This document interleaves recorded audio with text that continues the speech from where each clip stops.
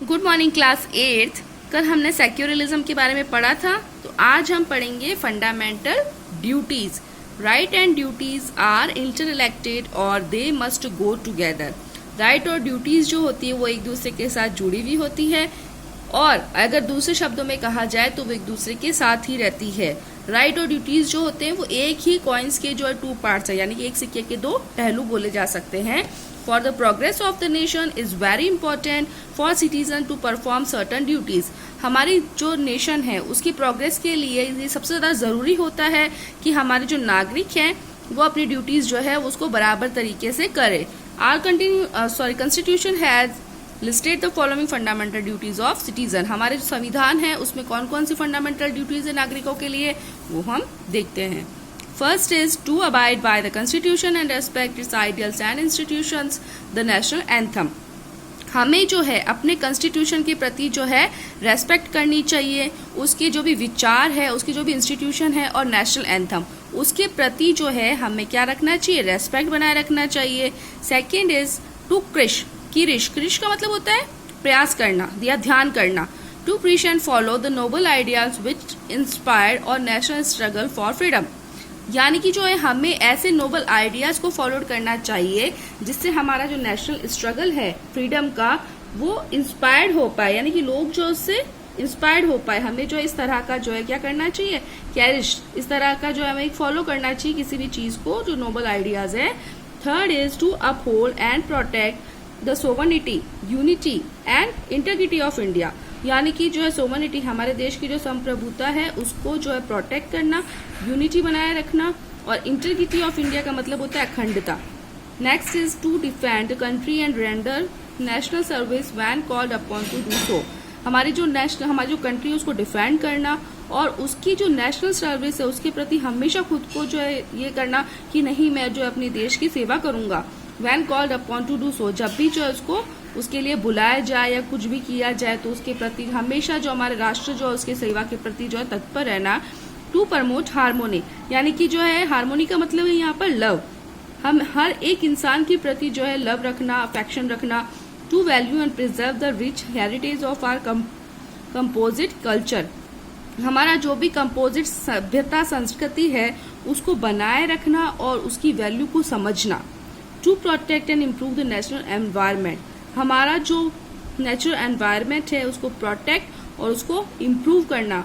To develop scientific temper, humanism and spirit of inquiry and reform, हमारा जो scientific temper है उसको develop करना, यानी कि जो हमारे देश को जो हम लोग ये बोल सकते हैं तकनीकी दृष्टि से जो आगे बढ़ाना, मानवतावाद, और हमारी जो स्पिरिट है किसकी, इंक्वायरी और रिफॉर्म की। इंक्वायरी का मतलब ये नहीं कि पूछताछ करते रहो सबके लिए, नहीं, पूछताछ का मतलब ये है कि हमारा जो देश है उसको आगे बढ़ाना, या फिर जो उससे रिलेटेड जो भी चीज है कि देश को किस तरह से आगे बढ़ाया जाए, ये सब कुछ जो है डेवलपमेंट करना। To safeguard public property, हमारी जो पब्लिक प्रॉपर्टी है उसको सेफ रखना।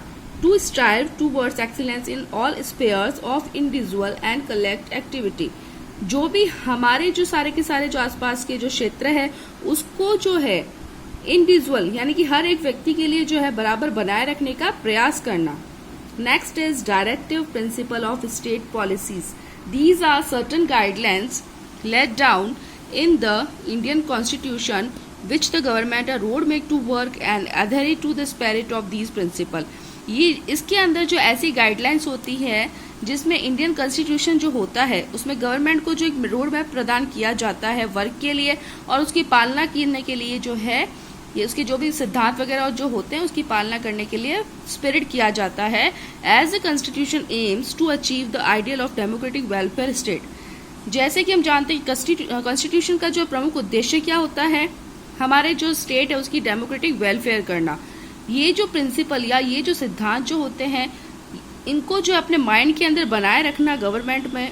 Article 38 of the Indian constitution states that the state shall strive to promote the welfare of the people. Article 38 जो है इंडियन कॉन्स्टिट्यूशन का उसमें ये लिखा हुआ है कि जो स्टेट जो है वो हमेशा अपना प्रयास करता रहे लोगों की भलाई करने के लिए। The directive principles lay down that the state shell direct its policy in such a way that equal opportunity is given to all men and women in acquiring adequate means of livelihood. यानी कि directive principles जो है वो ये बताता है कि हर एक स्टेट में जो है ऐसी पॉलिसी होनी चाहिए जो सभी को बराबर अपॉर्चुनिटी प्रदान करे, चाहे वो मैन हो चाहे वो वुमेन हो, उन सभी को जो है रहने का हर एक तरीका जो है उसको प्रदान किया जाए, और जो इकोनॉमिक सिस्टम है उसको जो है उसकी जो रिजल्ट होती है वो construction of wealth in few hands, कुछ लोगों के हाथ में जो इकोनॉमिक सिस्टम की जो है बागडोर सौंपी जाए। It is the government's moral duty to follow these principles while formulating policies, but these are not legally binding on the government. ये जो है गवर्नमेंट की मॉरल ड्यूटी होती है इन प्रिंसिपल को फॉलो करने की, जब जो है पॉलिसीज जो फॉर्मेटिंग की जाती है, बट ये जो पॉलिसीज जो होती है वो लीगली बाइंडिंग होती है गवर्नमेंट पे, ठीक है, गवर्नमेंट ही उसको जो है लीगली बाइंडिंग करती है। Now your lesson is ending. Today we doing multiple choice question MCQ. First is a country functions according to the constitution, C.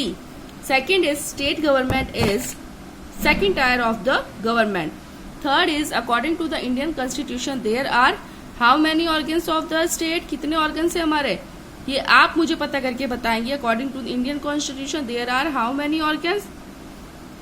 Fourth is which one of the following is not a part of right against exploitation. ये जो आपकी exploitation दे रखा है इसकी जगह पे आपका आएगा एक्सप्लोइटेशन, PLOITAN, ठीक है।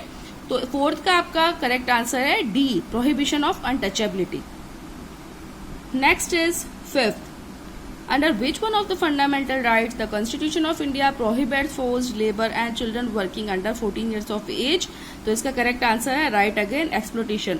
अब यहाँ पर भी जो एक्सप्लोइटेशन की जो स्पेलिंग है वो करेक्ट कर लीजिएगा, यहाँ पर PLO आएगा। Okay, now is fill in the blanks. Fill in the blanks का फर्स्ट आप लिखेंगे constitution, second is fundamental nature, third is right to equality, fourth is against exploitation, fifth is ideal, sixth is doctor Ambedkar, seventh is political parties. ठीक है, मैं आपको एक बार कर देती हूँ, आप लोग आराम से देख लीजिए। First is constitution,